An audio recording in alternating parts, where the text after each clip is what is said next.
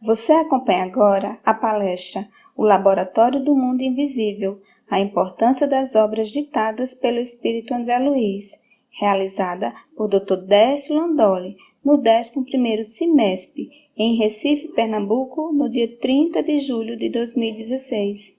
Vamos então compor a primeira mesa desta tarde, para iniciarmos os nossos trabalhos de exposição. Nós vamos inicialmente convidar ele que vai coordenar os trabalhos, trabalhador da Fraternidade Espírita Francisco Peixoto Lins, que a gente conhece mais como Peixotinho, Dr. Lúcio Maranhão.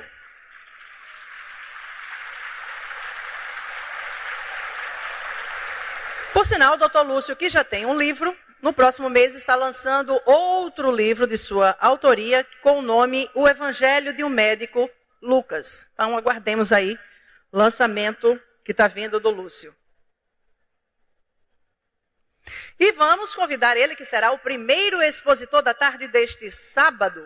O tema, o Laboratório do Mundo Invisível, a importância das obras ditadas pelo Espírito André Luiz. Convidamos ao palco Décio Landoli Júnior.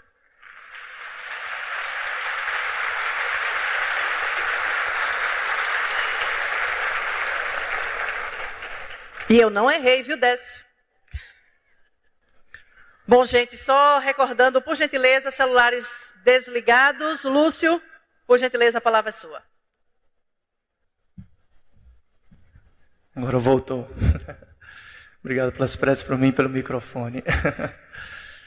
Muito bem, uma alegria muito grande. Sejam bem-vindos a quem vem pela primeira vez agora no Semestre à Tarde, quem já acompanha desde ontem. Queria agradecer essa oportunidade de coração de estar nessa mesa junto com o amigo Décio. Agradecer ao convite a Mário, ao pessoal do Ceará. Entendeu? Aprender um pouco mais com todos nós juntos sobre a realidade do Evangelho de Jesus, sobre a realidade do Espírito. Conversando com o Décio ali embaixo, perguntei sobre o tema deles, vai falar sobre as obras de André Luiz. Sem dúvida nenhuma, obras importantíssimas que nos mostram como ser integral, né? Não apenas da carne, do corpo. Nós talvez fomos treinados em faculdades que apenas ensinam sobre o corpo, a carne, e ele mostra como uma forma tão bela sobre o ser integral que vai além disso. E mais profundamente, além de você estudar e ver a realidade ali, o ensinamento que André Luiz traz, eu lembrei-me na prática uma vez, quando estava no consultório, e quando a gente vê na realidade ali na prática acontecer, né? Uma certa vez eu falei, vou trazer esse exemplozinho rápido de uma paciente que entrou, desacreditada, tinha câncer descoberto e pelos médicos davam 6 meses de vida mais ou menos. Só que ela falou uma frase que me marcou muito, e isso eu queria compartilhar com vocês, essa frase. Eu falei, poxa, mas desde o diagnóstico já tem 2 anos que você está, e com alegria, com aquele sorriso dentro do rosto e tudo. E ela disse, doutor, é que eu aprendi a abrir o laboratório interno meu, do coração. Existe um laboratório dentro de mim, que eu abro quando eu quiser. Entendeu? Então resolvi abrir. Isso eu aprendi muito ali, e que nós possamos aprender a abrir nossos laboratórios da alma para poder cuidar do corpo. Dessa forma, eu já desejo a Décio toda a sorte do mundo, que Deus lhe inspire, né, nas suas palavras hoje. Eu acho que nós temos um videozinho para mostrar dele apresentando o nosso orador agora.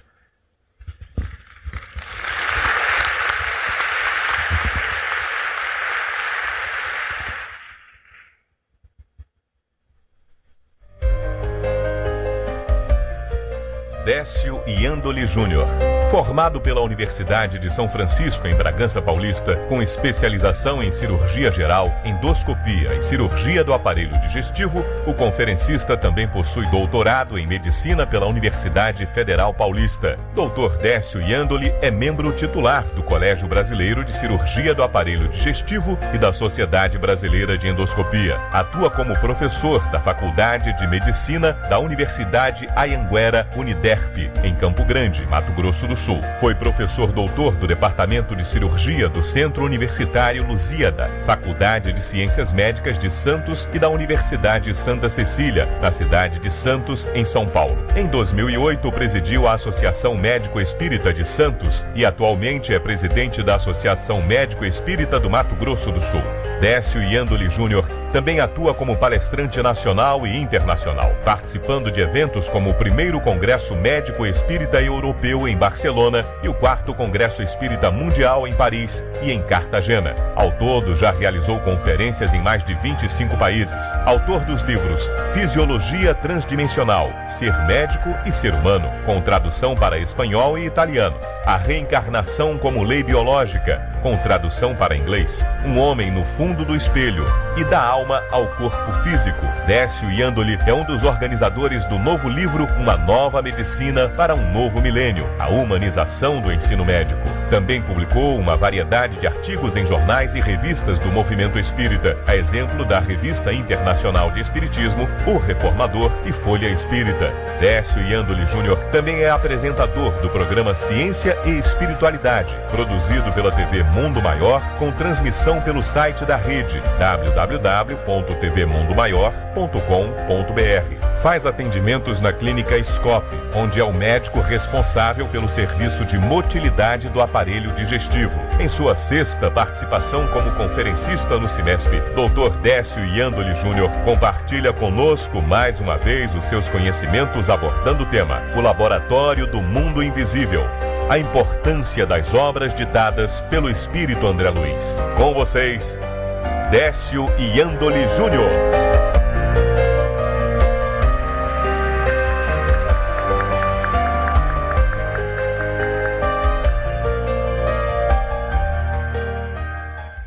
Boa tarde. Eu me senti tão importante agora, depois dessa apresentação. Vamos ver se a gente não decepciona demais vocês. Eu preciso explicar uma coisa antes de começar essa palestra. Não sei se vocês vão ver do lado direito, embaixo do slide, eu coloquei doutora Marlene e Décio. Eu vou contar essa historinha porque é necessária para vocês entenderem o que está acontecendo, não é? Eu já fiz essa palestra aqui, eu não sei se vocês lembram. E o pior é que essa palestra foi para o YouTube e eu dei uma olhadinha, ela tinha mais de 40 mil visualizações. Aí eu falei assim, meu Deus. Aí eu liguei para o Mário Jorge e falei, de novo, Mário. Ele falou assim, a gente confia em você. Aí eu meio que entrei em pânico. Eu falei, bom. Aí toda vez que eu estava numa situação difícil, eu ligava para a doutora Marlene. Só que ela desencarnou. Aí eu fiz uma prece para ela e pensei, ela vai me ajudar de alguma maneira. Bom, deu uns 3 ou 4 dias que eu já estava bem em pânico mesmo, sem saber o que ia fazer. A Giovana me mandou um e-mail dizendo que tinha achado um arquivo no computador da doutora Marlene e que ela achava que aquele arquivo ia me interessar. Era um resumo que a doutora tinha feito sobre as obras do André Luiz e a importância dessas obras para a ciência. Eu falei, pronto. Eu não liguei para ela, mas a prece ela mandou via e-mail. Ela mandou a palestra para mim fazer. E aí eu fuçando nas minhas coisas, lá no meu computador, eu achei uma apresentação que ela fez sobre o André Luiz. Aí eu peguei, dei uma mixada, tinha coisas que eu não sabia exatamente como que ela estava se colocando, e aí ficou assim, a palestra é dela com uma versão minha. Tá bom? Então, colocado isso, nós podemos começar a falar um pouquinho sobre o assunto. Bom, nós gostamos muito de prever o futuro, né? Os cientistas também fazem isso, alguns de uma maneira melhor, outros de uma maneira pior. Mas a gente tem alguns exemplos bem significativos. Por exemplo, Augusto Comte, que foi o fundador do positivismo, né?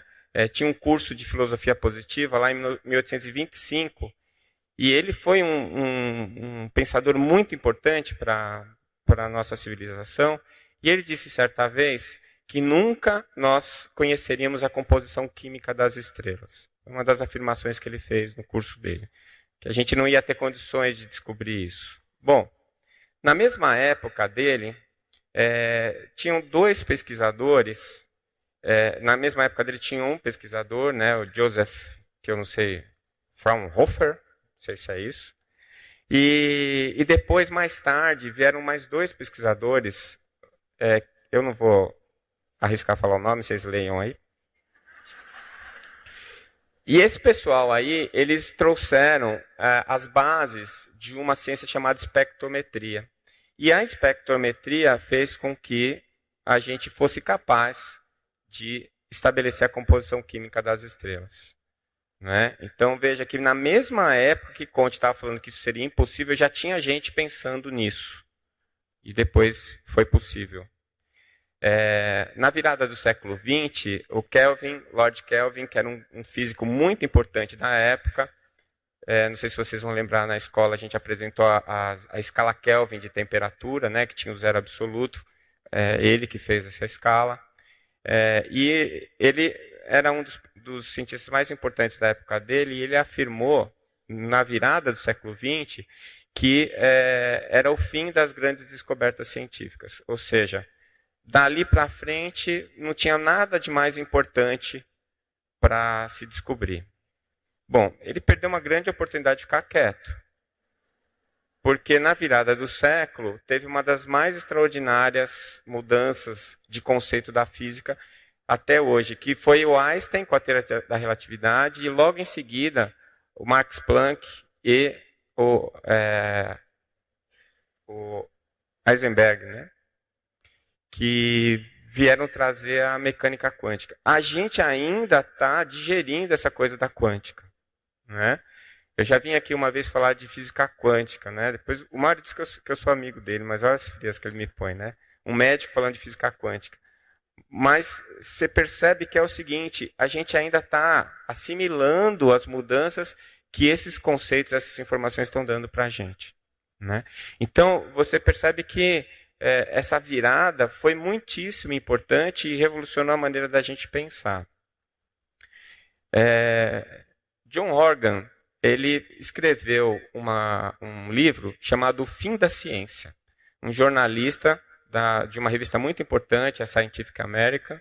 E lá no livro, ele dá adeus a qualquer nova descoberta científica relevante. Bom, ele devia estudar um pouquinho de história da ciência, porque se ele levasse o exemplo do Comte, né, ele não teria falado o que ele falou, do Kelvin, ele não teria falado o que ele falou. Né? Ele diz que os cientistas já desvelaram o mais importante. Todo o resto, a partir dali, seria complementação. Bom, o que aconteceu? Em 2003, foi anunciado o fim do projeto Genoma, um dos pesquisadores-chefes é o Dr. Watson, e aí eles descobriram que a genética não explicava o ser humano. Que os genes não explicavam o que nós achávamos que explicava. E, mais ainda, a gente imaginava que o ser humano ia ter uns 100 mil genes, a gente tem um pouco mais de 24 mil. A gente tem menos genes que um pé de milho, tem o mesmo número de genes que um rato, e por aí vai a coisa. Né? Quando alguém te falar se você é um homem ou um rato, você pergunta sob qual aspecto? Né? Porque se for sob o aspecto genético, a diferença é bem pequena, sabe? Então, isso veio revogar o determinismo genético, que era o que ditava a biologia na época. Então, veja que outra bola fora, né?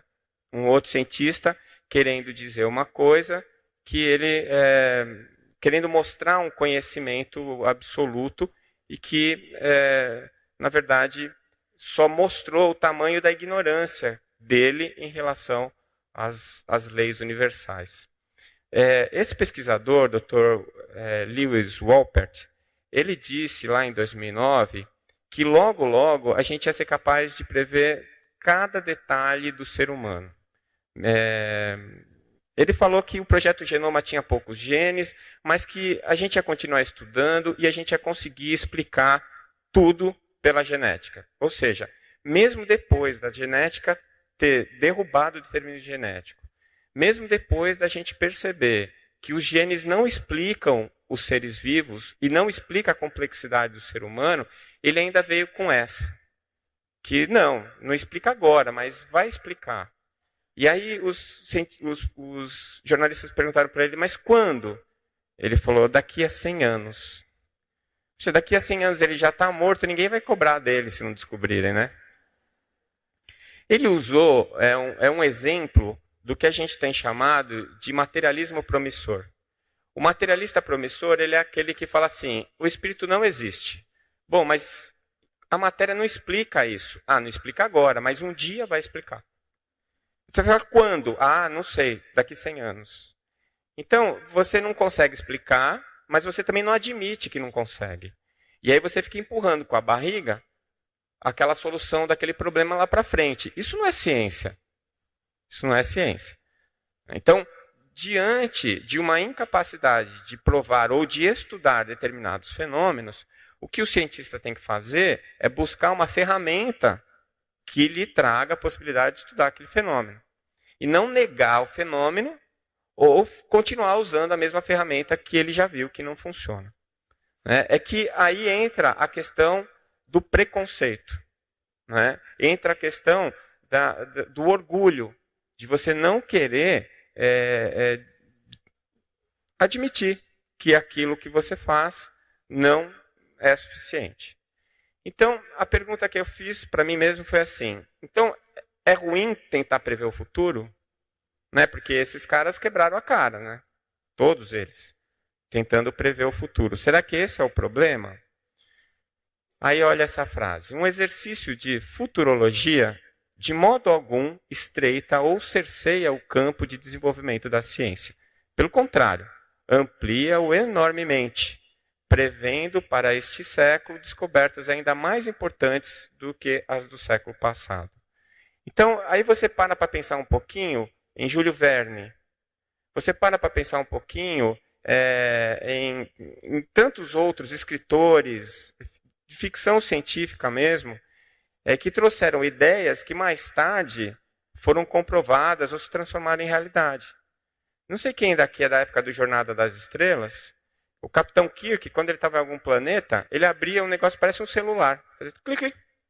A única coisa que a gente não tem ainda é o teletransporte, que aliás eu estou esperando ansiosamente. Você não precisa mais pegar avião, né? Você se teletransporta de um lugar para o outro, deve ser uma maravilha. O resto estava lá. Ele conversando com a nave da Terra, do planeta onde ele estava, através de um aparelhinho que era do tamanho da mão dele. Hoje em dia, um aparelho do tamanho da mão, você tem máquina fotográfica, máquina filmadora, por um acaso, telefone também, computador, tem tudo ali. Tem tudo ali, num negócio desse tamanhinho. Você não precisa perguntar para o seu avô se ele achava que isso seria possível. Pense em você mesmo. Quando você tinha 15 anos, 14, pela média que eu estou vendo aqui, se isso seria possível.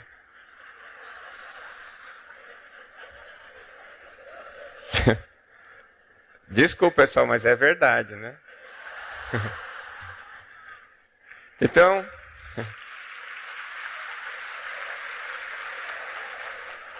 Quem falou essa frase aqui foi a doutora Marlene. E ela complementou da seguinte maneira. Quando Sócrates falou, só sei que nada sei, ele estava mostrando para a gente um passo importante da sabedoria. Eu vejo isso da seguinte maneira. Imagina que você está no sopé de uma montanha. A única coisa que você vê na sua frente é a montanha. E é uma montanha muito íngreme. E você olha, o cume da montanha está muito longe. E você começa a escalada. Devagar, com muita dificuldade, você vai, escorrega, sobe mais um pouquinho. E aí você olha para frente, vê o que falta. Olha para trás, vê o quanto você já andou. E um belo dia você chega no cume da montanha. Quando você chega no cume da montanha, você tem aquela sensação de vitória.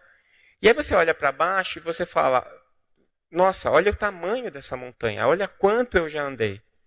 Isso te dá uma sensação de poder, de que você conhece muito, que é, na minha opinião, o que aconteceu com o Lord Kelvin, por exemplo, com os outros pesquisadores.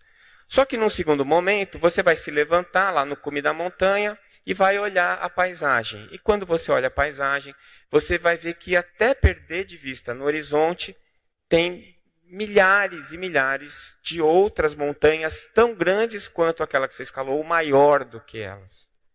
esse é o momento em que você percebe que você só sabe alguma coisa sobre esta montanha, mas existem incontáveis outras. O que, na minha opinião, levou Sócrates a exclamar: só sei que nada sei. Para você saber o tamanho da sua ignorância, você precisa andar muito para você perceber que o que você sabe não significa quase nada perto de tudo o que tem para ser descoberto e entendido. Então, acho que o que faltou para esses pesquisadores que acharam que tudo estava resolvido, que eles tinham descoberto tudo, que a ciência não ia mais avançar, que ela já tinha descoberto tudo, é olhar o horizonte. Eles estavam olhando só para baixo, estavam olhando só o caminho que eles tinham percorrido, e que para eles era muito. E aí eles acharam que não tinha mais para descobrir, né? Então, se você tiver dentro de você a percepção do tamanho da sua ignorância, então você é um ignorante consciente. Isso já é bastante, né? E agora? Para onde é que nós vamos? Alguém quer fazer uma fezinha? Quer dar uma ideia de para que lado nós vamos? O que é que nós vamos descobrir? Qual é o próximo passo da ciência? Bom, em 1616, o Galileu, utilizando um telescópio bem rudimentar, ele nos apresentou um mundo completamente diferente do que a gente estava acostumado. Ele nos apresentou o mundo sideral. Ele mostrou a nossa insignificância diante do universo. Ele mostrou que existe um universo. Ele fez a gente perceber que não é o Sol que fica rodando em volta da gente, não é a gente que é o centro do universo. Nós somos poeiras que habitam uma poeira e que gira em torno de um Sol que nem é tão importante, não é? Então, ele nos deu uma dimensão completamente diferente para que a gente tinha até então pela nossa humanidade. E nos apresentou um mundo macro. Depois, pouco depois, em 1663, foi a vez de Hooke, com um microscópio bem rudimentar, descobrir as células. E depois, com o microscópio, os micróbios, as bactérias. E isso nos apresentou um outro universo, um outro mundo completamente diferente do que a gente estava acostumado. O mundo micro. E isso trouxe mudanças muito importantes para a nossa visão de nós mesmos, da constituição do nosso corpo, da existência, a presença de outras formas de vida muito pequenas, muito rudimentares, mas que influenciavam de maneira muito importante a nossa vida, a nossa saúde, o nosso corpo e etc. Então já são 3 mundos, né? O nosso mundo imediato, que foi muito bem explicado pela física pelo mecanicismo newtoniano. Depois Galileu nos apresentou o universo, Hooke nos apresentou o infinitamente pequeno e, em 1857, um novo mundo foi apresentado para nós através de Allan Kardec.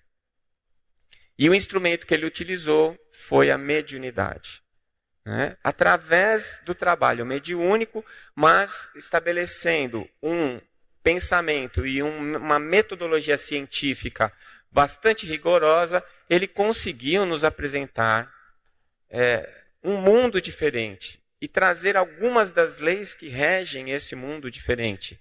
E isso traz uma nova perspectiva para todos nós, um novo panorama, né? Um novo universo que precisa e que pede a nossa atenção, a nossa pesquisa e o nosso estudo, né? Então, são novas leis para serem entendidas, novos conceitos para serem estabelecidos, mas, dentro dessa perspectiva, a gente pergunta: será que alguém já fez alguma previsão para esse futuro que a gente está começando a viver agora? Estava conversando agora com o Simão Pedro, a quantidade de artigos científicos que têm sido publicados estudando a espiritualidade.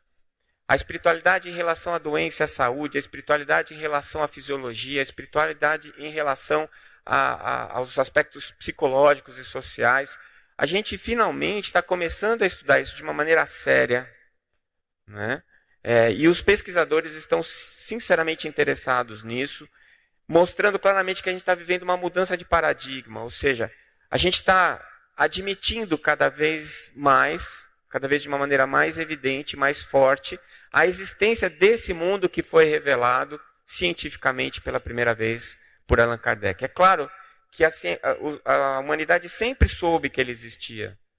Nós sempre nos comunicamos com a espiritualidade, nós sempre tivemos a ideia da presença dessa espiritualidade. Mas de forma científica e organizada, a primeira vez que a gente tem notícia foi com o trabalho de Allan Kardec, estabelecendo a doutrina dos espíritos, né? E nesse momento que nós estamos agora, depois de mais de 150 anos da colocação desse mundo de uma maneira científica, será que tem alguém que pode prever o nosso futuro? Que pode nos dizer alguma coisa sobre o que vai acontecer? Bom, a obra do André Luiz, ela fez revelações proféticas. São 70 anos que já se passaram dessas obras.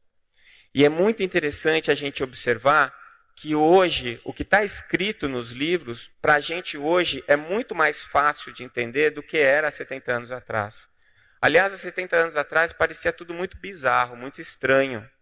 Se você leu O Nosso Lar há mais de 20 anos, eu recomendo que você leia de novo. Você vai se espantar, você vai achar que é outro livro. A primeira vez que eu li, eu achei um monte de coisa esquisita. E agora, depois que eu li de novo, eu vi que tinha internet, tinha televisão de LED, tinha uma série de informações que hoje já são o nosso cotidiano. E para quem leu isso quando o Chico psicografou, deve ter achado, o Chico está delirando, né? O que é isso? De onde ele tirou essas coisas? E isso não é só no aspecto do cotidiano. Quando você vai avançando um pouco mais, você percebe que algumas informações, elas vinham trazer ou resgatar informações científicas que já existiam do passado. Algumas vezes, ele coloca essas informações de uma maneira mais objetiva. Ele dá um lugar para certas descobertas que na época já eram feitas. E uma enorme parte do que ele disse não tinha nenhuma conexão com a ciência na época. Aliás, ao contrário. Tinha muita coisa que ele dizia na época que todo mundo achava que estava errado. Vou dar um exemplo prático, né? Depois a gente vai passar por isso, mas ele falava que o controle celular se dava pelo citoplasma e não pelo núcleo, quando todo mundo achava que o núcleo tinha os genes e que é ali que tudo acontecia. E hoje a gente já sabe que não é o núcleo que comanda a célula, mas o citoplasma. Agora, precisaram se passar 60 anos para isso ser dito. Por isso que quando eu leio, eu já vi alguns artigos assim, falar assim, os erros de André Luiz. Eu penso, tadinho. Não do André, do autor. Porque se ele não queimou a língua, vai queimar. São 70 anos revelando a ciência do futuro. São 70 anos trazendo informações muito sólidas e que têm sido comprovadas todas elas. Então, eu parto sempre do princípio que a referência do André Luiz é uma referência verdadeira. Sempre penso que pode estar errada. Mas desses 20 e poucos anos que eu tenho feito esse trabalho de relação entre o André Luiz e a ciência médica, eu não vi nenhuma vez que ele tenha errado. Então, toma cuidado se você for criticar, porque você pode virar um Lord Kelvin da vida. Na parte ruim, né? Não na parte boa. Que o Lord Kelvin entrou para a história, você não vai entrar, né? Então, que obra que é essa do André Luiz? São 28 obras, começaram a ser escritas em 1943. Grande contribuição à biologia e à medicina, confirmação e complementação de conceitos científicos da época e a antecipação de conhecimentos em mais de meio século. Gente, pensa bem, 70 anos não são 7 dias. Né? Informações extremamente complexas. Eu lembro que quando eu fui ler Evolução em Dois Mundos a primeira vez, eu já estou na 6ª. Aquele livro é quântico, cada vez que eu abro está tudo diferente. E aí eu tive que pegar os meus livros de neurofisiologia, os livros de clínica, para estudar de novo, para tentar entender o que estava escrito lá. Tanto que ele gerou um trauma, né, nos espíritas, o Evolução em Dois Mundos. Tem espírita que vê o livro e convulsiona, né? Porque fala assim, não consigo entender nunca esse livro, né? Vai conseguir sim, já está mais fácil. Se você for ler ele de novo, você vai ver que já está mais fácil. Então você vê a importância dessa obra. Algumas coisas a gente já procurou fazer. Eu trouxe essa revista, a Neuroendocrinology, que é uma revista de grande impacto, que estuda a neuroendocrinologia, e nós escrevemos um artigo sobre a glândula pineal. Nós pegamos o livro Missionários da Luz, que no segundo capítulo fala sobre a epífise, né, que é a pineal, e nós pegamos todas as afirmações que o André Luiz fez sobre a glândula pineal na época, quase 70 anos. E aí a gente foi comparando todas essas afirmações com as descobertas que vieram depois dele. E aí a gente pegou, fez um artigo e mandou, e eles publicaram 11 páginas sem correção. Então, na verdade, o que eu achei interessante é que no final do artigo, o Jorge, que é um dos autores que escreveu junto com a gente, ele discute de uma maneira bastante inteligente isso. Ele pergunta assim: como é que um homem que não tinha nenhuma formação acadêmica, que mal terminou o 2º grau, que não tinha acesso a livros, numa época que não tinha internet, não tinha biblioteca onde ele morava, como é que ele teve a capacidade de elaborar teorias tão complexas e tão completas sobre uma estrutura, que era a glândula pineal, que ninguém nem dava valor na época, achava que era um resquício embriológico. Então, na verdade, esse artigo, ele força o pesquisador a levantar a mediunidade pelo menos como uma hipótese científica válida. E a gente está se debruçando sobre isso nesse momento. O Marco Aurélio Vinhosa, que é o vice-presidente lá da Mato Grosso do Sul, ele acabou de defender o mestrado dele com um trabalho sobre as alterações fisiológicas do transe mediúnico. Ele fez eletroencefalograma e mediu uma série de hormônios, temperatura, frequência cardíaca, fez eletrocardiograma do médium durante o transe mediúnico. E comparando com um controle que estava na mesma sala, na mesma hora, sem estar em transe mediúnico. E o trabalho ele foi aprovado com louvor, e agora a parte do eletroencefalograma já está publicada e está no prelo a parte dos hormônios. Então, você veja que a gente saiu de um ponto onde todo médium era considerado um doente mental, para chegar no ponto em que a gente já está admitindo a mediunidade como uma função neurológica e está querendo entender como é que ela se dá. Quais são as áreas do cérebro que estão sendo ativadas, o que está acontecendo. Agora, para o doutorado dele, ele já está com uma ressonância nuclear magnética de 3 Tesla para poder medir o tamanho da glândula pineal dos médiums, ver o grau de calcificação, que não é calcificação, é biomineralização dessas glândulas e assim por diante. Então você vê que a gente está entrando num outro mundo, num outro nível de discussão desse assunto. E eu acho isso bastante interessante. Bom, agora eu vou trazer algumas das coisas que a doutora Marlene levantou na obra do André Luiz e Chico Xavier, alguns dos aspectos abordados, e a gente vai dar uma pincelada sobre eles, porque senão a gente não sai aqui nem no final do outro mês, né? Que a obra do André Luiz é bem complexa. Primeiro, a visão integral do ser. O poder do corpo, do espírito sobre o corpo. Eu acho que, na minha visão, isso começou a se abordar de uma maneira mais séria com a medicina psicossomática. A medicina psicossomática foi a primeira a falar: olha, o que vai na sua cabeça, as suas emoções, determina o funcionamento do seu organismo. E isso é uma coisa que todos nós temos na nossa vida diária. A gente percebe isso o tempo todo. Né? E é só você pensar, quando você está mais triste, quando você está preocupado, chateado, angustiado, você adoece mais. Você fica mais gripado, isso muda a sua imunidade e assim por diante. Então, o poder do espírito sobre o corpo já é do conhecimento popular, mas agora ele está sendo abordado de uma maneira científica, ainda acanhado, mas já com algumas coisas bastante interessantes. Um outro ponto que eu acredito que é só uma questão de tempo é a questão da reencarnação. Um dos meus livros, né, A Reencarnação como Lei Biológica, eu abordo exatamente esse aspecto. O que é que já existe de provas científicas? Na verdade, não são provas, são evidências. O que é uma evidência e o que é uma prova? Evidência é o que você consegue experimentar pelos seus sentidos. A prova é algo que você acredita que prova a sua teoria. Então, uma evidência, ela pode ou não virar uma prova, vai depender do que você aceita. Por isso, a dificuldade, muitas vezes, de você, apesar de ter tantas evidências da reencarnação na ciência, você não admitir ela como uma verdade biológica. Você precisa que o tempo passe. Ian Stevenson, um dos maiores pesquisadores de reencarnação, ele falou certa vez que a ciência evolui na medida dos funerais.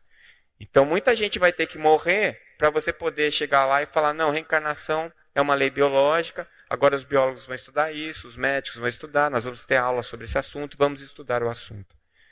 Porque evidência sobre isso já existe assim, de maneira muito abundante. O que não existe é boa vontade para aceitar isso como uma verdade. Por quê? Porque a reencarnação é um conceito que inclui alguns aspectos filosóficos e alguns aspectos religiosos.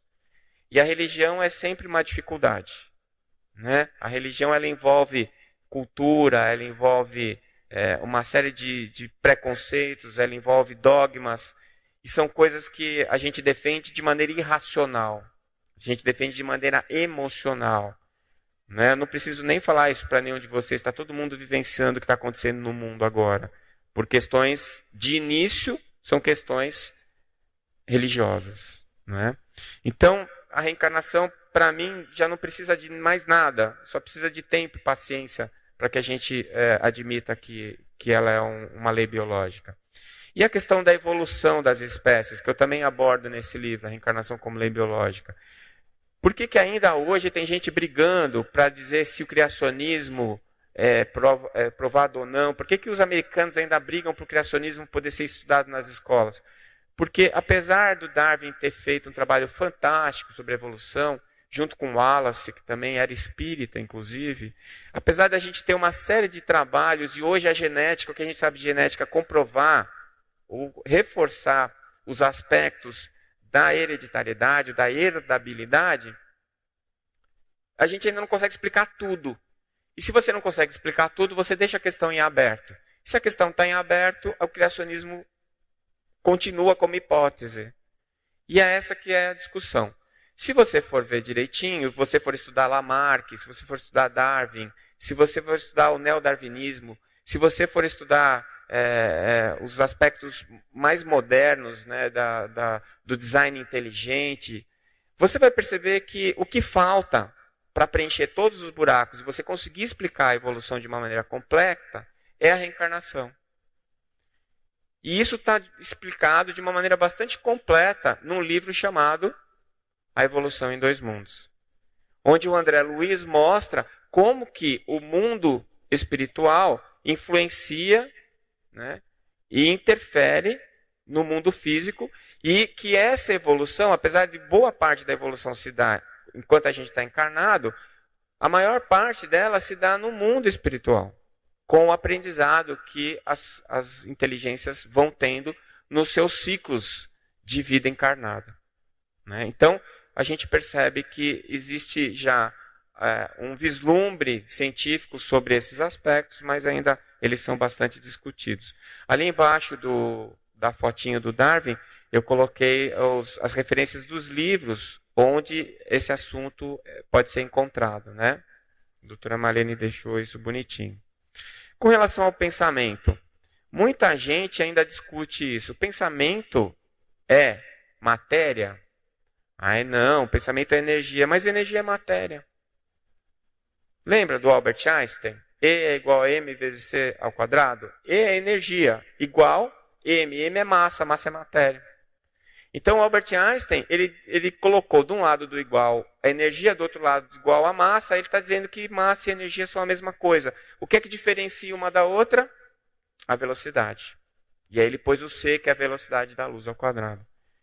Então, quando Einstein mostrou isso para a gente começou a entender de uma maneira mais completa alguns dos fenômenos, inclusive a questão do pensamento. E o André Luiz vai mais longe. Ele fala que o pensamento é composto de ondas com velocidades supraluminais, coisa que ainda é discutida. Né? Os físicos acham que nada pode ser acelerado acima de 300 mil km por segundo, mas muitos outros físicos e matemáticos dizem que isso é possível sim.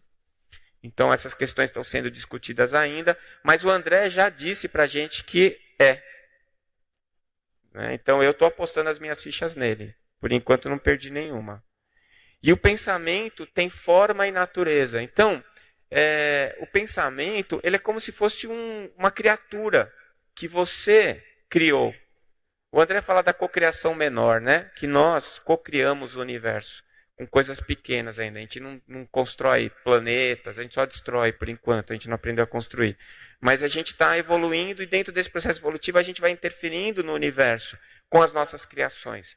E a gente não se dá conta. Se eu construir uma cadeira, é um objeto, eu me dou conta que eu construí aquela cadeira. Mas os meus pensamentos são criaturas, entre aspas. E essas criaturas, eu vou dar para elas uma energia, vou dar matéria para elas, e o conteúdo, a informação que ela vai carregar, é aquela que eu produzi com o meu espírito.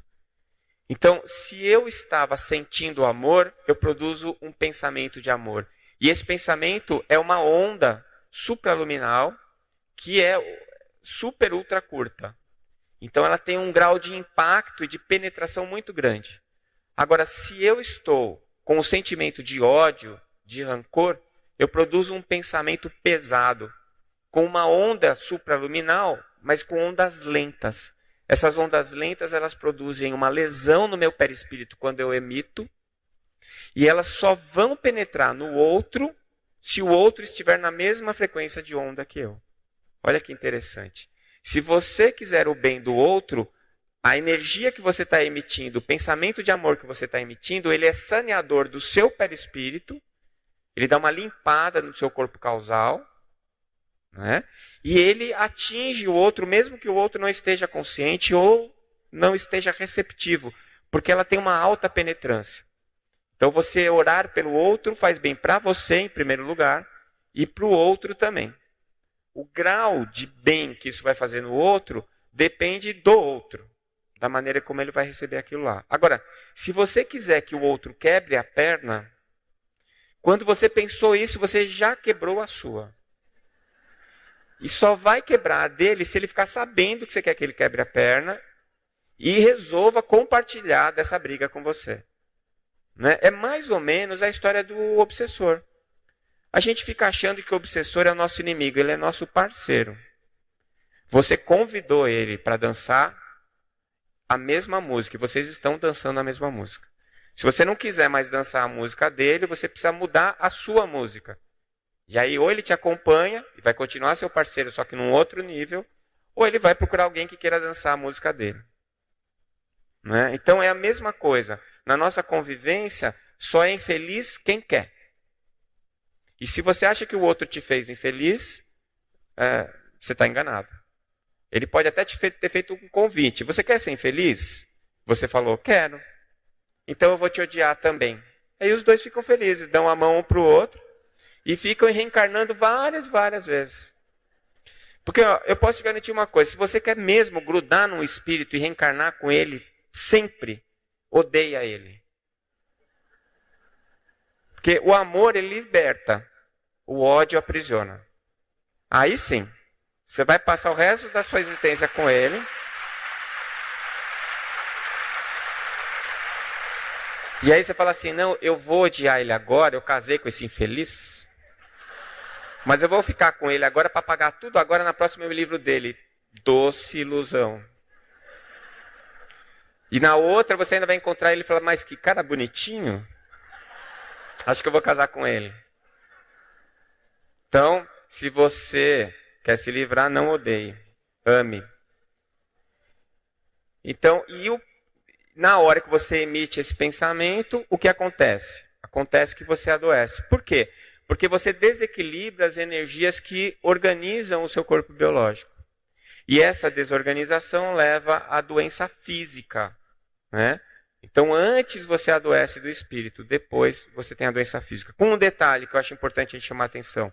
Muitas vezes, a doença física não significa uma doença real. Às vezes você desenvolve algum problema físico porque geneticamente era para ser desse jeito e porque você querendo ou não, um dia a morte vai te pegar, não é, Merlane? Um dia a morte vai te pegar. Então você querendo ou não, né? Não é para rogar praga, mas todo mundo aqui vai morrer. Por um motivo único e simples, você nasceu. Então esse corpo, ele é temporário e ele, muitas vezes, ele é o teu veículo de manifestação e muitas vezes ele vai te trazer, de alguma maneira, uma passagem de volta para o mundo real, que é o mundo espiritual. Tá? Então, a constituição do ser humano, que está começando agora bem devagarinho a ser estudada pela medicina, fala sobre isso. A alma e o corpo físico, ou seja, já tem se falado num metasistema, já tem se falado em uma consciência não cerebral. Então, já tem surgido na ciência a necessidade de um aspecto não material, que vai se acoplar ao aspecto material para dar sentido, função. E aí os envoltórios do corpo sutil, que já é discutido pelos chineses há muito tempo, pela cultura oriental, mas a gente tem lá o corpo mental, que o André explica para a gente que não é perispírito. O corpo mental, ele individualiza a alma, ou o princípio inteligente, e ele organiza o perispírito. Né? Ele é como se fosse um campo informacional. Então é por isso que quando a gente vai para um plano sem matéria, o livro Libertação explica isso para a gente, quando você vai para um plano crístico, você não perde a sua individualidade, porque você mantém o seu corpo mental. E é desse corpo mental que vem os pensamentos também. E aí depois ele organiza o corpo espiritual ou perispírito, e organiza também o corpo causal, que é onde ficam os nossos pensamentos, né, a roupa suja, como diz o André, e o corpo vital, que a gente tem chamado de duplo etérico. Esse corpo vital é formado por ectoplasma, então já tem bastante coisa nessa linha aí, bem interessante. E os 7 centros vitais, que o André Luiz chama a atenção, que são relacionados com os chakras, e já existem até algumas teorias e algumas possibilidades matemáticas para explicar isso aí. Nesse livro último que eu escrevi, da Alma ao Corpo Físico, eu trago essa hipótese. Inclusive, no anexo, eu coloquei um capítulo de um físico, que é amigo meu, que eu pedi para ele fazer as contas matemáticas para ver se aquela ideia que eu tinha tido era impossível. Aí ele fez as contas e disse que não era impossível, que era possível, e deu para mim. Eu não entendi nada, mas eu pus no livro. Que é só para não dizer que eu estou mentindo sozinho. Então, eu acredito nele. Ele é professor, tem mestrado em física, eu acho que ele sabe do que ele estava dizendo, né? Mas está lá, se você se arriscar, pode ler o livro até o final, você vai pagar umas prestaçõezinhas do seu lote lá no nosso lar. Então, esses centros vitais, eles são assim, são centros de energia que fazem a conexão entre os diversos corpos espirituais, inclusive o corpo físico com o corpo vital. Bom, com relação à física, existem algumas coisas interessantes, né? Que a matéria densa é energia radiante condensada. Então, o André Luiz ele fala que, em última análise, chegaremos a saber que matéria é luz coagulada. É interessante isso, eu entendi por que a doutora Marlene tinha colocado isso, porque alguns físicos tinham usado esse mesmo termo, dizendo que matéria é luz coagulada. E o André Luiz já tinha falado isso lá atrás. Né? Então, o mesmo termo, inclusive. Né? E uma coisa que ainda tem gente que fala que é um absurdo e tal, que o André fala que o elétron é dissociável. E até no presente momento, todos os físicos, pelo menos os que eu conheço, falam que não, que o elétron é indissociável. Mas eu já vi algumas coisas, algumas pesquisas que estão levantando essa hipótese, de que o elétron é dissociável. Então, estou postando minhas fichas aqui também. Com relação à biologia celular e molecular, ele fala da estrutura mental das células. O Dr. Roberto Lúcio, que é o vice-presidente da AMI Brasil, a gente, um pouquinho antes da doutora desencarnar, a AMI Brasil ia fazer aniversário de 20 anos, e a gente ia comemorar os 20 anos nos 10 anos do MEDNESP, que foi lá em Goiânia. Então, o Roberto Lúcio resolveu fazer um livro surpresa para a doutora Marlene. Ela acabou não vendo o livro, infelizmente. E aí ele me escreveu e falou assim, Décio, eu preparei um capítulo aí, um título, você escreve sobre a estrutura mental das células. Eu falei, como é? Ele falou, estrutura mental das células. Eu falei, hein? Estrutura mental das células, mas Roberto, de onde você tirou isso? Tá no André Luiz. Eu falei, tá, mas aonde? Aí ele falou, no Evolução em Dois Mundos. Eu fui lá, procurei, tinha um parágrafo Aí eu li o parágrafo, aquela coisa, eu não entendi um monte das palavras, porque tinha muita palavra que eu não sabia o que significava, então eu comecei com o dicionário. Peguei o dicionário, traduzi, né, aquele parágrafo, e depois comecei a estudar. Deu um capítulo de 11 páginas. O livro está aí até, se vocês quiserem comprar, Saúde e Espiritismo. Então, você vê como tem coisa ali, não é? E muita coisa que a gente não faz ideia. Mas tem uma estrutura mental, que é um assunto bem longo, dá para discutir até com um livro só para isso. Os estados mentais e suas influências sobre os genes, isso daí o Dr. Kazuo Murakami já está mostrando. O Dr. Kazuo Murakami é um geneticista, não sei se vocês perceberam, mas ele é japonês. E ele quase ganhou o prêmio Nobel porque ele descobriu os genes que sintetizam a renina. Graças a isso é que você tem remédios para pressão arterial muito eficazes, graças a essa pesquisa dele. E ele escreveu um livro chamado Código Divino da Vida, e ele fala exatamente isso, como o jeito como a gente pensa, as emoções que a gente tem, influenciam diretamente os nossos genes, ligando ou desligando os genes ruins, ligando ou desligando os genes bons. Então, eu acho que eu já falei até sobre isso aqui, não lembro direitinho, é como cada gene fosse um app do seu celular, do seu smartphone. E ele está lá. Agora, se você liga ele, aí o software vai desenvolver o app. Se você não mexe nele, não vai acontecer nada. Né? Então, você vem ali com uma série de apps. Os que eu não sei para que serve, eu jogo bem longe, para não correr o risco de apertar. E os outros que você usa normalmente, você deixa eles ali e você vai usando. Então, quando você reencarna, é como se você tivesse com um celular. Tem os apps lá, você usa os que são úteis, ou que você conhece, que você já sabe que vão ser úteis, e o que não serve você deixa para lá. Então você escolhe isso. E dessa maneira, você está influenciando o seu corpo, a sua vida, as doenças que você vai ter ou não. Né? E aquela informação que eu já dei para vocês, que ele dizia lá que o espírito influencia o citoplasma, que era no citoplasma que estava o centro de controle das células. Ele fala mais, ele fala que é através dos centríolos. Os centríolos são uma estrutura que aparece só na hora da célula dividir. E ele escolhe para que lado vão os cromossomos. Mas os centríolos são feitos de uma outra estrutura chamada microtúbulos. E os microtúbulos hoje, vários pesquisadores estão dizendo que esses microtúbulos são amplificadores quânticos. Ou seja, que através dos microtúbulos é que a célula recebe ordens para funcionar de um jeito ou de outro. E o André já tinha falado isso lá atrás. Né? Então a gente vai percebendo a importância dessa obra pelo que já está provado e pelo que está acontecendo e pelo que ainda vai acontecer. E ele fala dos bióforos. Quem leu Evolução em Dois Mundos passou por essa palavrinha aí. Né? Talvez você tenha esquecido como mecanismo de defesa da sua psique. Você tinha esquecido que você leu sobre essa palavra, mas está lá. E eu passei uma vida atrás desses bióforos, o que eles significavam. E, na verdade, nunca a explicação era suficiente. Até que eu descobri, até com a ajuda de uma bióloga de Alagoas, que o August Weismann, que foi um biólogo muito importante na época dele, ele cunhou o termo bióforo. E aí eu fui estudar o que o Weismann queria dizer com bióforo. Ele veio com esse estudo antes da descoberta dos genes, dos cromossomos, muito antes. E ele falava que um bióforo era uma molécula que poderia reter a vida. Então, aí eu entendi porque o André Luiz usou a palavra bióforo, porque ele estava querendo dar o sentido exato que o Weismann deu para aquela palavra de bióforo. E aí eu entendi como a encarnação se dá molécula a molécula.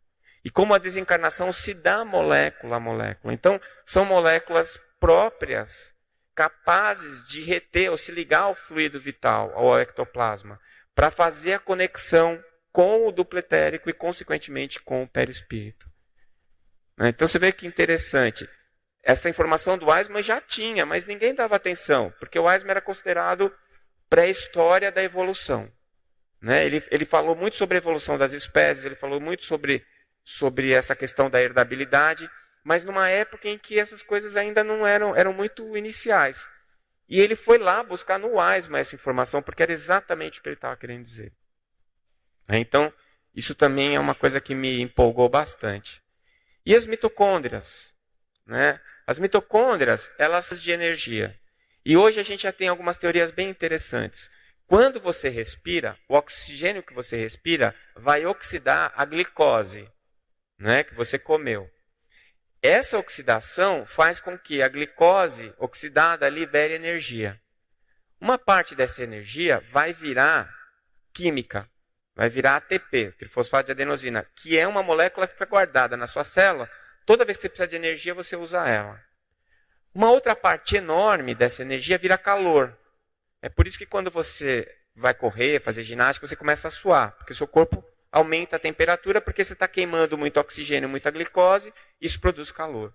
Mas o Dr. Popp, que é um pesquisador alemão, ele já descobriu que, além disso, você produz biofótons, que seriam frações pequenas, pacotes pequenos de energia.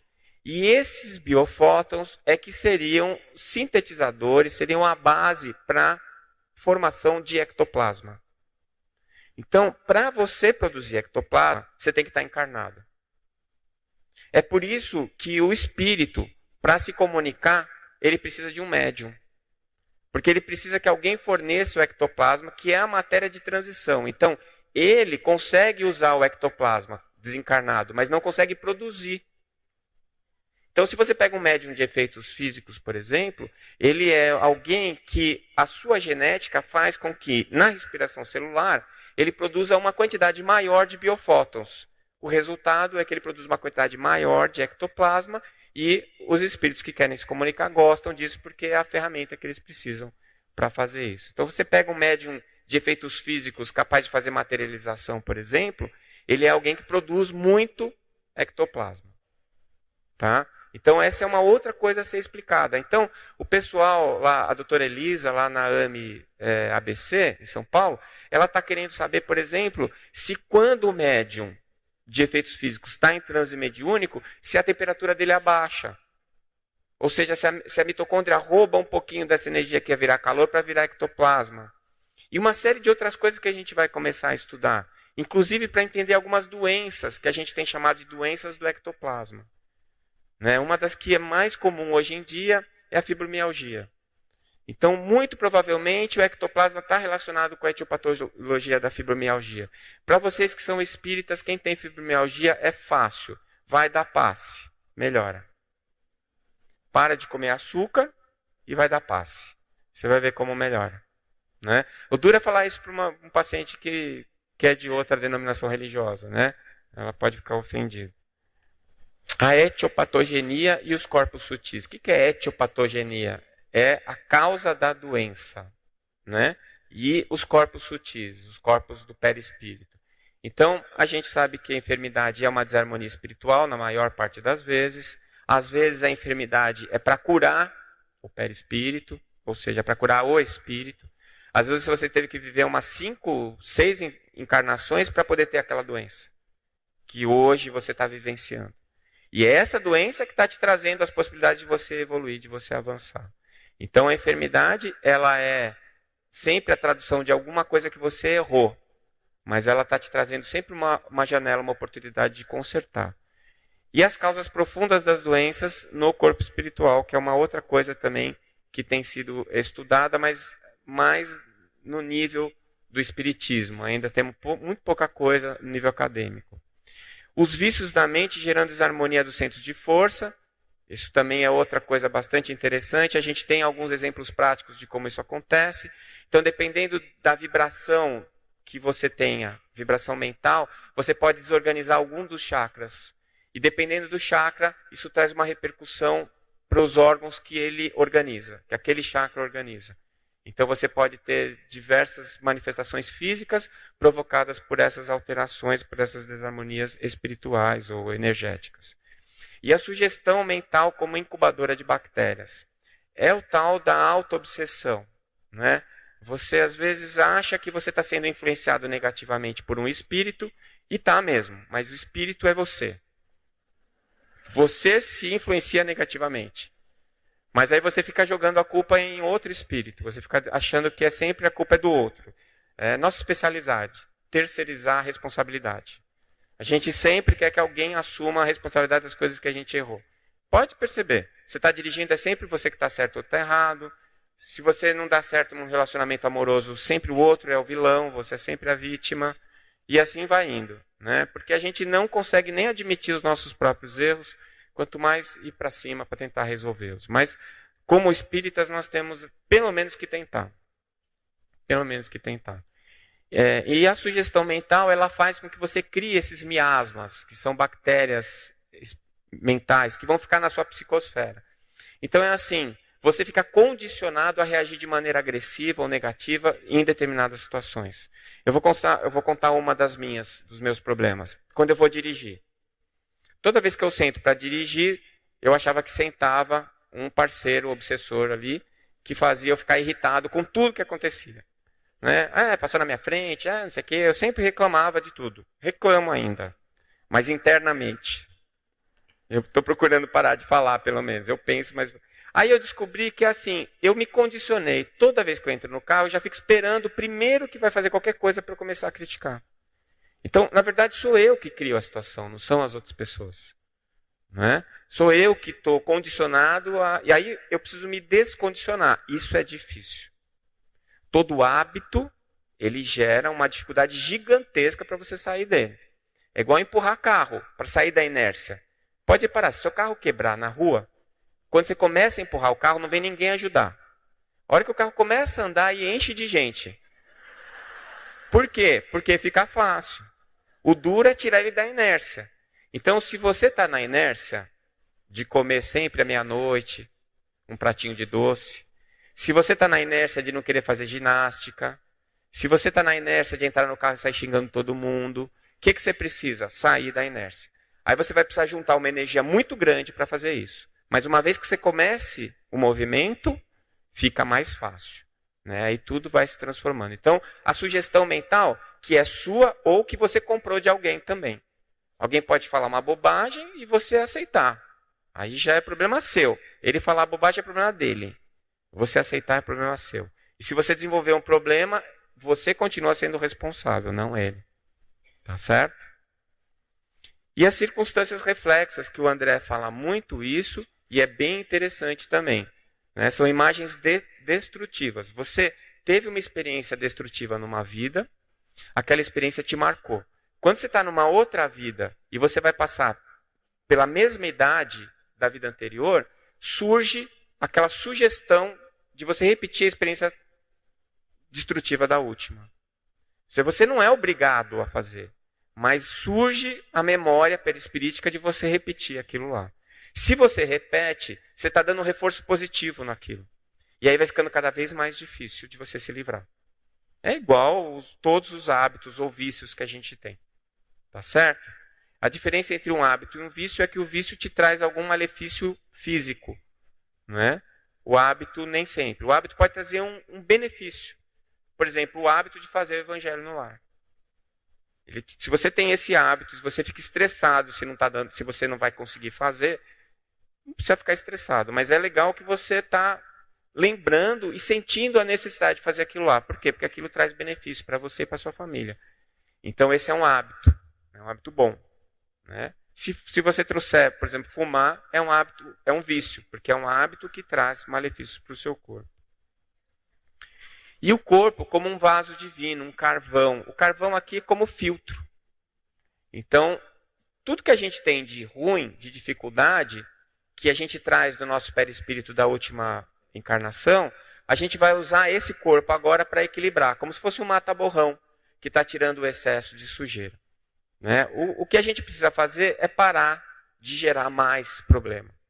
Então é aquela história, se o lixo está dentro de casa e você põe o lixo para fora, você resolveu aquele problema. Mas se você continuar produzindo lixo, você vai continuar tendo problema. Você vai ter que ficar o tempo todo tirando o lixo. Tem gente que não só continua produzindo lixo, como pega o da rua e põe para dentro. Né? Vocês não devem conhecer ninguém assim, né? Pois é. Esse é o cara que está sempre feliz com a miséria e com a desgraceira da vida dele. Ele acha bonito ele ser infeliz. Ele escolheu. É uma opção. Tá certo?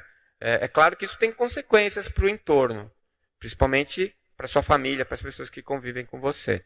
Mas o teu corpo está ali para drenar essas coisas ruins que a gente produziu em outras vidas ou nessa vida mesmo. E é isso que ele vai fazer. E o câncer. Também no Dalma Corpo Físico eu escrevi um capítulo só sobre isso. O que significaria em termos da causa do câncer físico, em termos de perispírito?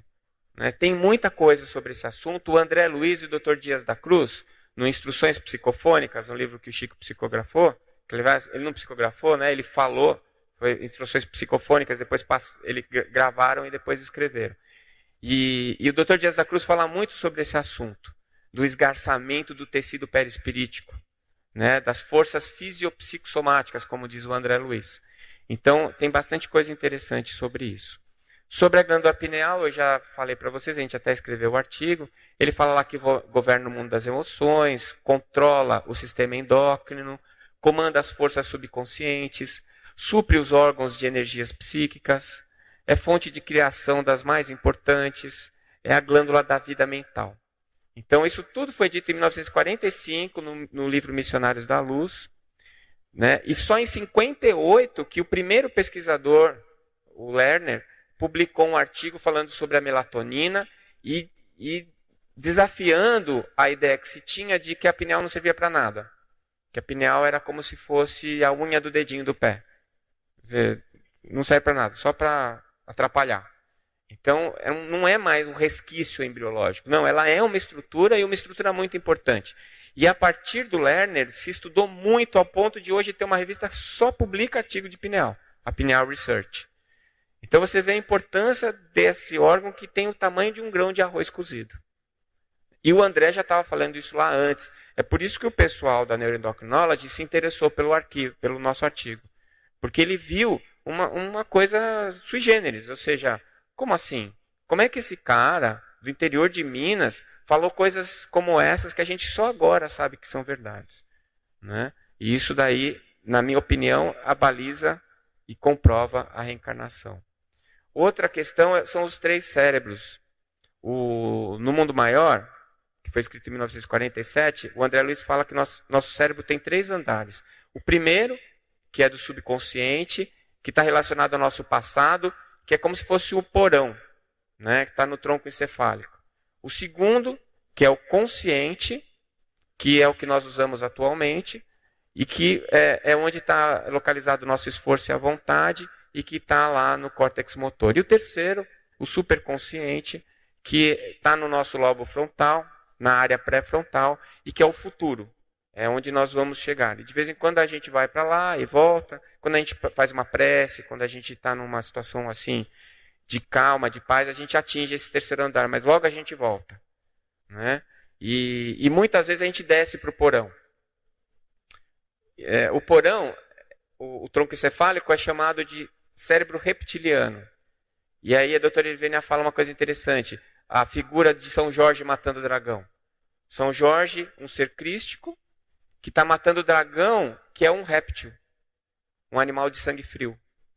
Né? Então, o supra, que está no córtex pré-frontal, subjugando o nosso tronco encefálico, os nossos instintos mais básicos, o nosso aspecto animal, reptiliano.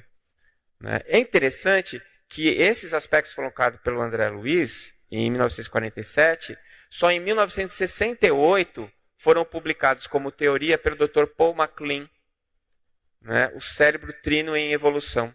O Dr. Paul MacLean fala exatamente dos 3 andares do cérebro, como o André Luiz já tinha dito. Então, mais uma vez, o André Luiz antecipando as coisas. Né?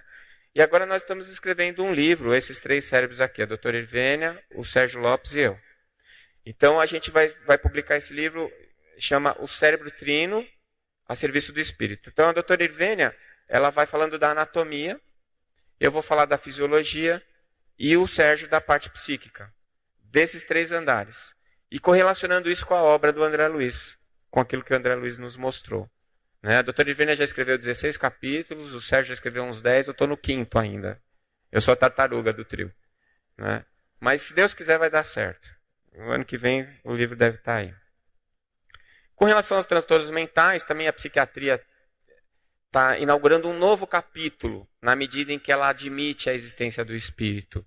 Né? E o André fala algumas coisas interessantes. Né? A impaciência e a tristeza leva à desintegração da harmonia.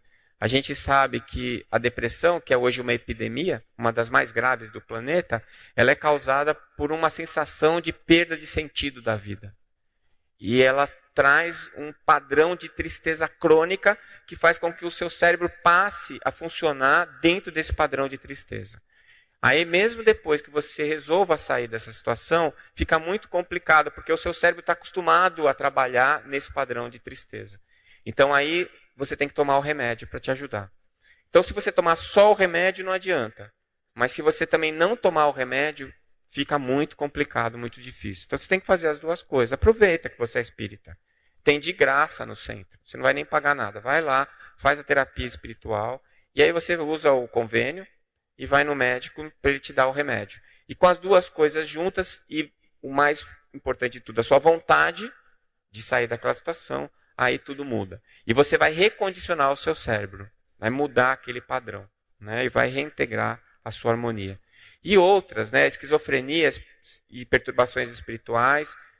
O trabalho no Hospital Espírita André Luiz, o Dr. Roberto Lúcio, eles têm um trabalho muito interessante, que eles trazem os pacientes e os médiuns videntes observam o perispírito desses pacientes, e eles usam essas informações como complementar para o tratamento dos pacientes. E eles têm conseguido resultados fantásticos. E na esquizofrenia, os médiuns já aprendem a identificar um padrão do perispírito dessas pessoas. Ou seja, o cérebro tem um problema, o cérebro está defeituoso, a gente sabe disso. Mas o perispírito também. Né? Ou porque ele está vivendo aquela experiência e acaba refletindo, porque é uma via de mão dupla, né? O perispírito para o corpo e do corpo para o perispírito. Ou porque ele já tinha esse padrão e foi esse padrão que fez o cérebro dele nascer com problema. Então, a psiquiatria vai mudar muita coisa a partir do momento da admissão do espírito. E a demência senil por fixação da mente no mundo material e impulsos inferiores. A gente tem aí um exemplo fantástico, dois, aliás, né? Ontem vocês assistiram o Divaldo aqui, ninguém diz a idade que ele tem. E a gente tem o Dr. Jorge André, que está comemorando 100 anos esse ano. E continua com uma cabeça cristalina, assim, com um pensamento legal pra caramba. Por quê? Porque ele pensa, porque ele usa a cachola. Não é? Ele usa, então não atrofia. O que você usa não atrofia. Né? Então é muito importante. A questão da anamnese espiritual, que o André fala sobre isso, hoje a gente já tem isso muito bem sedimentado. Eu coloquei esses dois exemplos aí. O Harold Canning, que é um geriatra da Universidade da Dukes, e a doutora Cristina Pruchowski, que é da Universidade de George Washington. Eles estão estabelecendo uma anamnese espiritual. Eles estão falando de você olhar para o doente pelo lado espiritual também, não só pelo lado biológico, o lado biomédico. E já estão estabelecendo algumas estruturas de entrevista com o paciente, levando em consideração esses aspectos. A gente tem usado a técnica da doutora Pruchowski lá na Liga de Saúde e Espiritualidade da Universidade Federal do Mato Grosso do Sul e na universidade onde eu dou aula, na Uniderp. A gente tem uma Liga de Saúde e Espiritualidade e a gente tem ensinado os alunos a fazer esse tipo de pesquisa, eles têm treinado e a gente tem tido resultados muito interessantes, muito importantes. Né? E isso se ampliando para toda a família, porque ali é um grupo evoluindo junto, né? Isso precisa ser levado em consideração. E análise e cirurgia mental. Vocês estiveram aqui de manhã uma das pessoas que eu considero uma das mais importantes nisso, que é o Júlio. O Júlio faz terapia regressiva de vidas passadas, isso daí é uma cirurgia psíquica. Ele é como abrir a barriga de um paciente. Você vai abordar alguns conteúdos muito importantes do passado, você precisa que tenha alguém que saiba conduzir você depois que você abordar esses assuntos, para você saber o que você vai fazer com aquilo. Então é uma cirurgia psíquica, já está em curso, né? Isso já está sendo feito no mundo todo. E a terapia complementar espírita, né? A autocura, a cura dos males em si mesmo. Eu não sei se vocês têm ideia de onde a gente consegue isso no espiritismo. Vocês têm ideia? É no passe? Cirurgia espiritual? É no estudo. É no estudo. Quando você vai para o centro e você fica batendo papo durante a palestra e depois vai tomar o passe e vai para casa, eu vou puxar sua orelha agora. Não adianta nada. Sabe? Porque a palestra que adianta.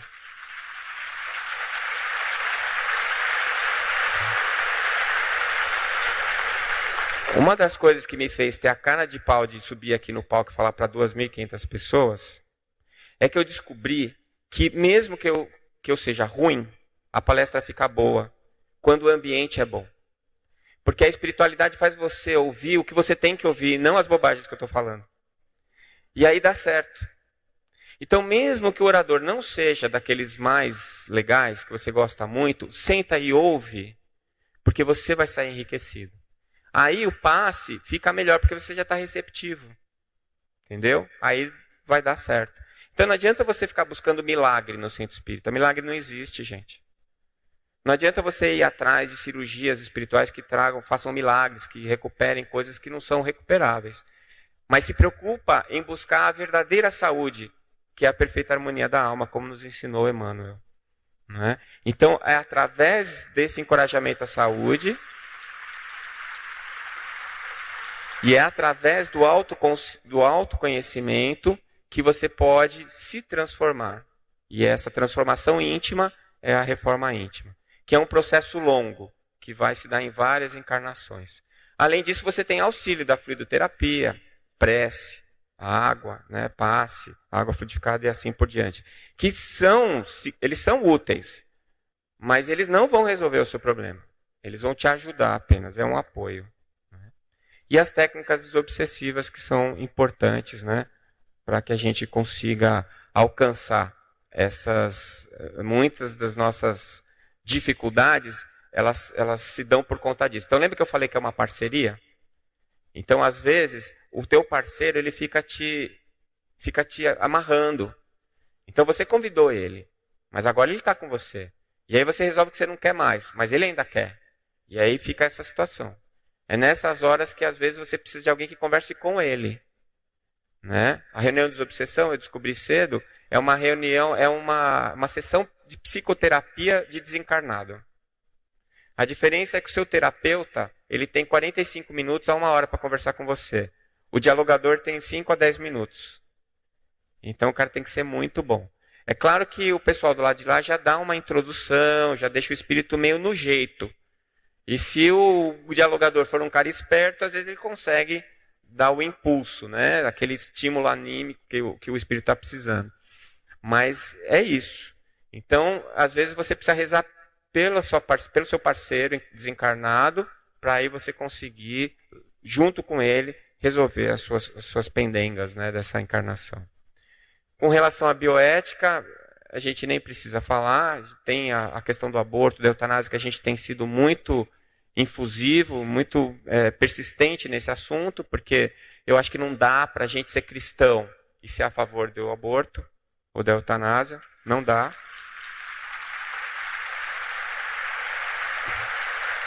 E alguns aspectos que eu acho que a gente tem que pensar bastante, principalmente em relação à sexagem, em relação à possibilidade de você escolher alguns aspectos genéticos na hora de você fazer a reprodução assistida. Reprodução assistida não é problema, hein, pessoal? É uma bênção, é uma conquista, as pessoas têm direito a tentar, não é isso. O problema é você querer fazer do jeito que você acha que tem que ser. Nascer, você vai escolher lá, eu quero um homem, olhos verdes, 1,80 m, magrinho, atlético, gente boa e espírita. Até eu quero isso. Então não é por aí. Processo reencarnatório, que também é uma outra coisa que ele fala com bastante cuidado.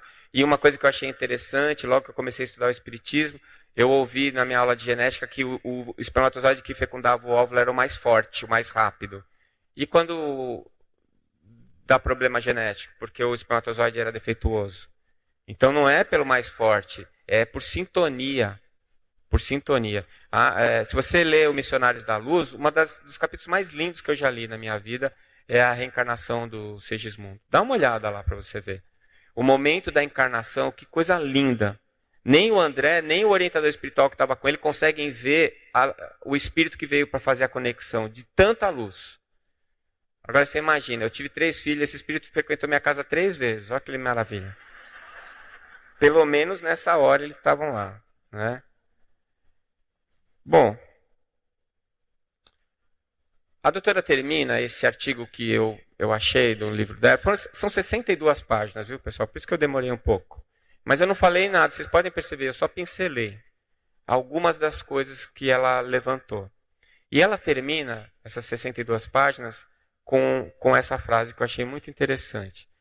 Reconheço a dificuldade de aceitação dessas ideias, uma vez que a ciência terrestre não tem por norma admitir ou consultar diretamente as picadas abertas pela fé, embora muitos dos seus gênios tenham se utilizado da inspiração para traçar teorias monumentais que mudaram o rumo da vida planetária. Eu duvido que Albert Einstein não tenha recebido uma inspiração de um espírito para a teoria da relatividade. Eu duvido que o Planck não tenha recebido alguém falar assim, escuta, vai fazer isso, por que você não faz aquilo? Né? Alexander Fleming, quando ele descobriu a penicilina, foi um acidente. Alguém fez ele derrubar o negócio lá, para ele olhar e o fungo contaminar a cultura e ele perceber que o fungo estava matando a bactéria. Então, a gente achar que a gente é capaz de fazer qualquer coisa sozinho, eu acho muita arrogância, que me desculpem. Muita arrogância. Você tem que ter o mérito de estar bem assistido.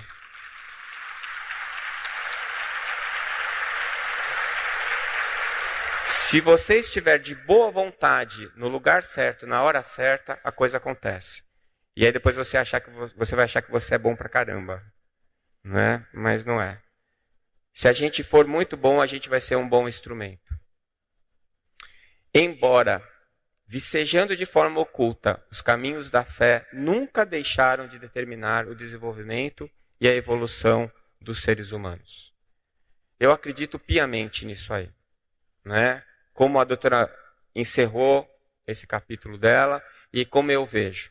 Nós sempre fomos conduzidos pela espiritualidade. No bem e no mal. Agora nós temos a opção. Vamos escolher que seja no bem. Muito obrigado.